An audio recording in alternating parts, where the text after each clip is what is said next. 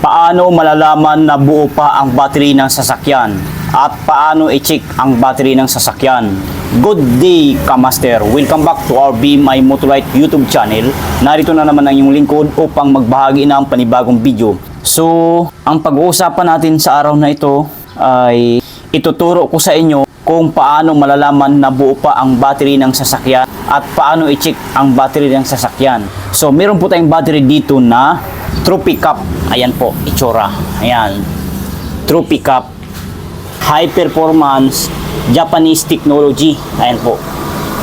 May ano siya, may award. May award ang Japan. Then ayan, sa baba din malaki logo. Premium ito ng baterya, premium. Ayan.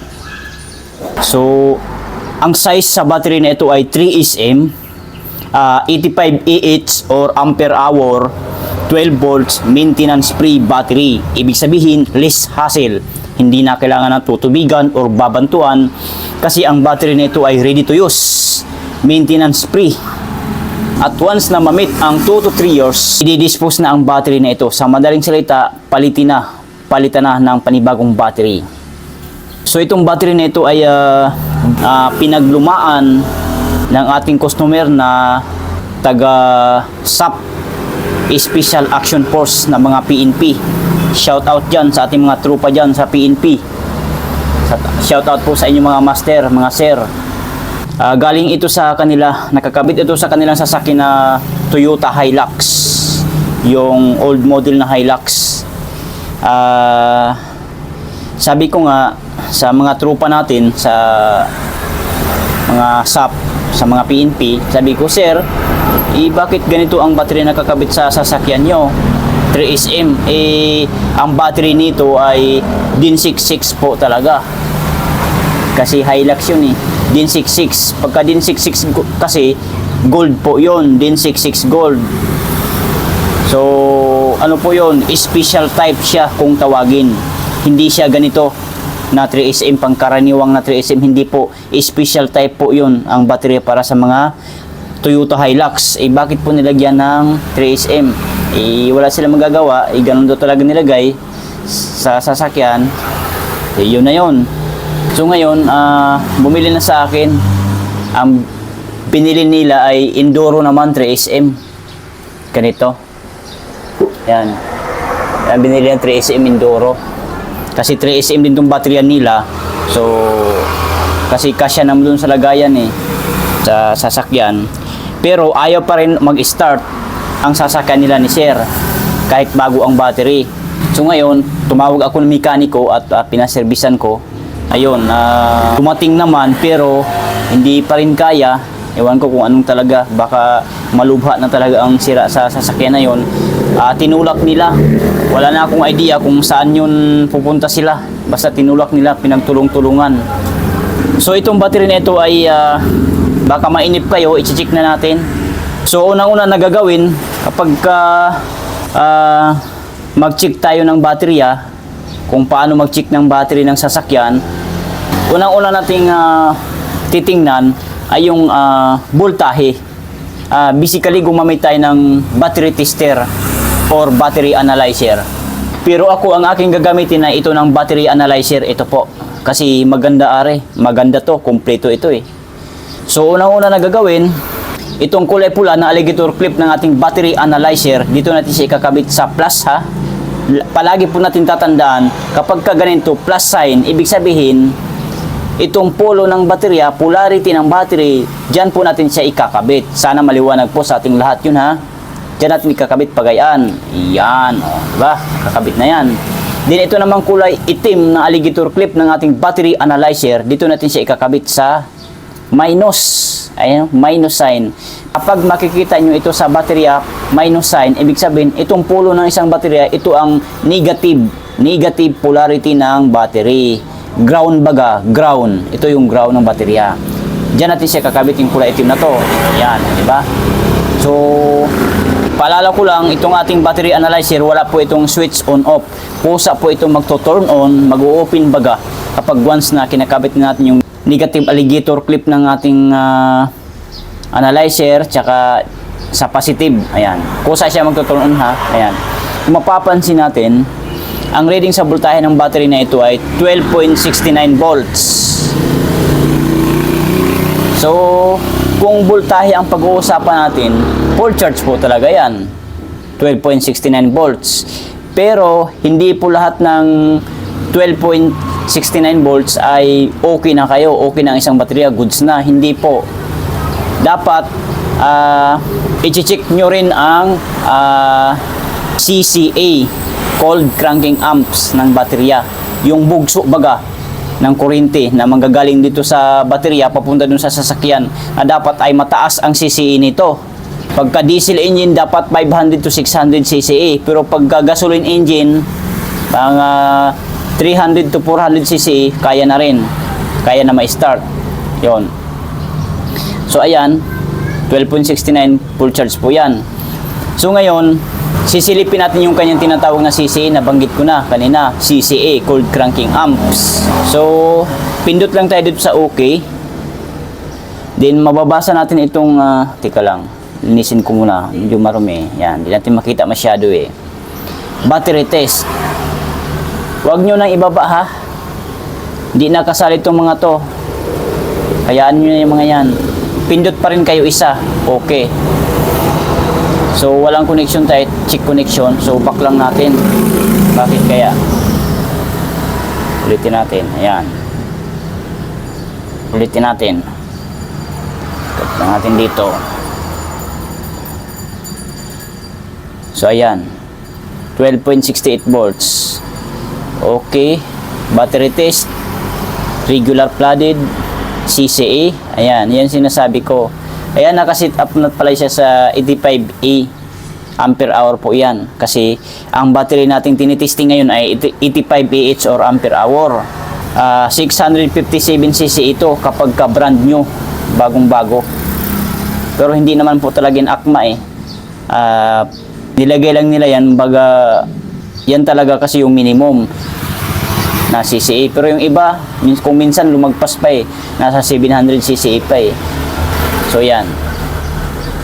So, pindot lang tayo sa OK para mag-testing. So, ayan, testing na nga. So, ayan, kamaster, kung mapapansin natin, ang reading sa voltahe ng battery na ito ay good battery. Ang kanyang CCA na sinasabi ko ay 540 CCA, cold cranking amps. Or cold cranking amperes. Yan po ang meaning sa CCA. Sana maliwanag po sa ating lahat. Then ang kanyang healthy ay 100%, ang charge ay 98%, ang internal resistance ay 5.52. Ayun, mababa oh. Talagang goods na goods talaga itong battery nito kasi dyan pa lang sa internal resistance makikita mo 5.52 lang. Rated niya oh. 85 Ah or ampere hour. Good battery. O, ayan. Nagkukulay green ang ating battery light indicator. Ayan. Diba? So, dyan pala nagpapahiwatig na goods ang battery nito. Wala tayong dapat ipag-alala. Goods ito. Tatagal pa ito ng mga ilang buwan lang naman. Hindi naabot ito ng year. I think 6 months pataas. So, kita nyo naman ha. Goods na goods po ang baterya natin ha. 540cc yan ha. Walang halong biro yan, walang pag-alinlangan. 540 CCA, good battery. Actually, hindi naman talaga masyadong pinapansin itong pagka-good battery niya. Pagka-good battery niya eh. Kasi kung minsan, yung CCA na isang baterya, kahit nasa 200 CCA yan, o di kaya 150 CCA, good battery pa rin. Kaya hindi tayo magbabase dito sa good battery. Dapat dito sa CCA. Pero kung itong CCA niya ay bumaba na ng husto, mga 50 na lang CCA or 100 CCA, ano na dito? Hindi na good battery ang makalagay dito. Replace na ang makalagay dito. Replace. So, sana maliwanag po sa ating lahat yon. So, goods na tayo dyan. Tanggalin na natin to. So, kung mapapansin natin, may butas siya. May 5 butas to. Ayan. 1, 2, 3, 4, 5. So, ang tanong, bakit muling nilaktawan itong isa? Hindi po ito butas, hindi po ito, wala po itong tubig. Ay, hindi natin sure kung may tubig ba ito, wala. Kasi ang nakalagay dito ay, ano ito, battery charge indicator. Ang palatandaan dito, kapag kulay green yan, pansin nyo naman, kita naman natin, kulay green, ilapit ko pa ang camera. Yan. Kulay green yan, ibig sabihin, goods yan, okay. Kasi kulay green, oh. Dito kayo titingin, oh, sa battery charge indicator. Kapag kulay green, okay. Kapag kulay itim, recharge, lobat yan. Pagka puti na, ibig sabihin, for check up. Kailangan check na itong battery na ito kasi malamang pagka ganyan baka may sira ng plate sa loob, ganon. So yun, so 5 butas lang ari, 1, 2, 3, 4, 5. So try nating buksan para makita nyo rin sa actual kung ilan ang specific gravity ng tubig na yan gamit itong ating hydrometer. Ito ang itsura, yan. Sa mga nagtatanong kung ano ang pangalan nito, ang pangalan po nito ay hydrometer tester ng battery. Ayan. So, bago natin ititis yan, susukatin, buksan muna natin gamit itong pera. Ayan. Buksan muna natin itong mga takip na to.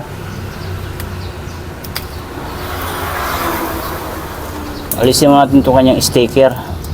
Balik na lang mamaya.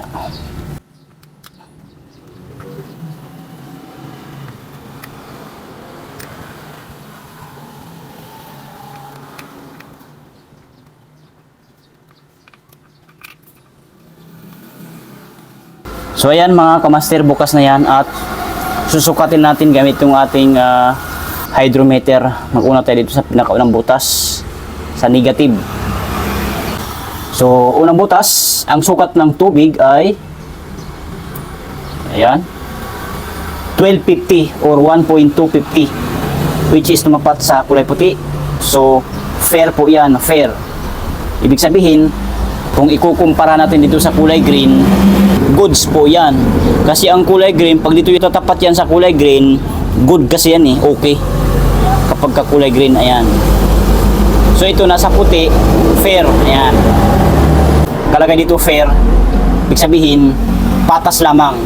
Patas lamang yan kung ikukumpara natin dito sa kulay green. Yun. So next tayo. Pangalawang butas. So, ang sukat ng tubig ay 1250 pa rin or 1.250, which is tumapat sa kulay puti. So, fair. Good.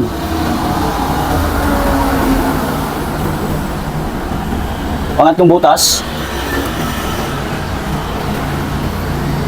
So, ang sukat ng tubig ay 1250 or 1.250, which is tumapat sa kulay puti. So, fair pa rin yan. Fair. Goods. Goods po yan kapag ganyan. Pang-apat na butas tayo. So, ang sukat ng tubig ay 1250 or 1.250, which is tumapat sa kulay puti. So, fair po yan, fair. Ibig sabihin, goods po yan, goods. Kung ikukumpara natin dito sa kulay green, kasi itong green ay goods, ito ay good. So, ibig sabihin, patas lamang yan sila. Parehas lang, pare-parehas lang yan kapag ganyan. Pang-5 butas na tayo, last but not the least. So, ang sukat ng tubig ay 1250. Ayan, same na same, walang pagbabago, walang pinagkaiba. 1.250, which is tumapat sa kulay puti. So, fair po yan, fair. Goods. Goods na goods po yan, patas lamang yan. Ikukumpara natin sa kulay green na to, kasi ang kulay green ay good. Ayan, good po yan. Yun. So, ang status sa battery na ito ay goods na goods pa. Hindi kailangan na magpapalit tayo ng baterya. Goods na goods pa ito. Aabot pa ito ng 6 months na paggamit. Walang problema ito na battery. Goods na goods pa, hindi pa siya sira. So yun lang, and maraming salamat sa iyong panonood, and huwag kalimutan mag-subscribe sa ating YouTube channel, BMI Motolite. Bye!